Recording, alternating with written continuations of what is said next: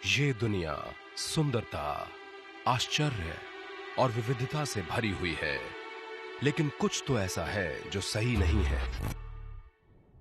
हम सब इसे महसूस करते हैं। हम हमेशा इसकी पहचान नहीं कर पाते कि ये क्या है, लेकिन हम जानते हैं कि ये टूटा हुआ है।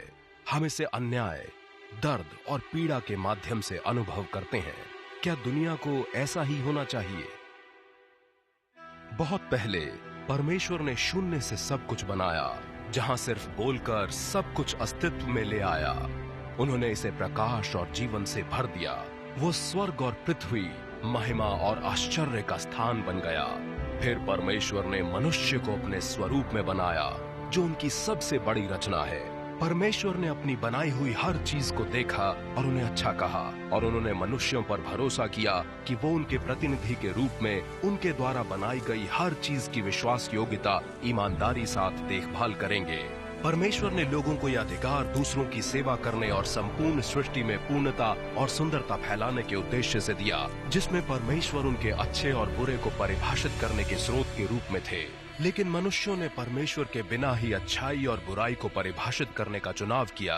उनके चुनाव ने समस्त मानव जाति को पाप और मृत्यु के अभिशाप के अधीन ले आया। वे इस टूटी हुई अवस्था की गहराई में डूबते चले गए और सारी सृष्टि को इसके लिए कष्ट सहना पड़ा। हमने उद्धार पाने की कोशिश की है, लेकिन इतिहास ने साबित कर दिया है कि हम खुद को बचाने के लिए कुछ नहीं कर सकते।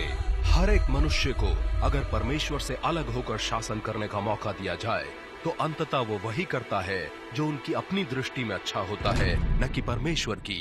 हम पाप और मृत्यु के अंतहीन चक्र में फंस गए हैं, परंतु परमेश्वर ने हमें हमारे दुखों से छुड़ाने का निश्चय किया है। इसलिए नहीं कि कभी हम इसे कमाने के लिए कुछ कर पाते, बल्कि इसलिए कि वो हमसे प्यार करता है। हमसे दूर होने की बजाय परमेश्वर हमारे साथ यीशु में एक हो गए। उनमें परमेश्वर की परिपूर्णता उतर आई और एक मानव शरीर के रूप में निवास किया। यीशु ने हमें दिखाया कि एक पतित दुनिया में परमेश्वर के स्वरूप में रहते हुए एक आदर्श मानव के रूप में कैसे जीना है। फिर वो हमारे लिए मरा, हमारी सारी गलतियों और दर्द को क्रूस पर अपने ऊपर ले लिया। यीशु ने अपना जीवन हमारे अंदर की टूटी अवस्था को ठीक करने के लिए दिया। वो मरे हुओं में से जी उठा, ताकि हम पाप और मृत्यु के बंधन से मुक्त होकर एक नई मानव जाति के हिस्से के रूप में अनंत जीवन पा सकें। यीशु के द्वारा परमेश्वर इस टूटे हुए संसार को फिर से संपूर्ण बना रहे हैं। हमें बस इतना करना है कि यीशु ने हमारे लिए जो किया उस पर विश्वास करना है। ये महसूस करने के लिए कि हम टूट चुके हैं और हम खुद को ठीक करने के लिए कुछ भी नहीं कर सकते हैं, और परमेश्वर से क्षमा मांगना है।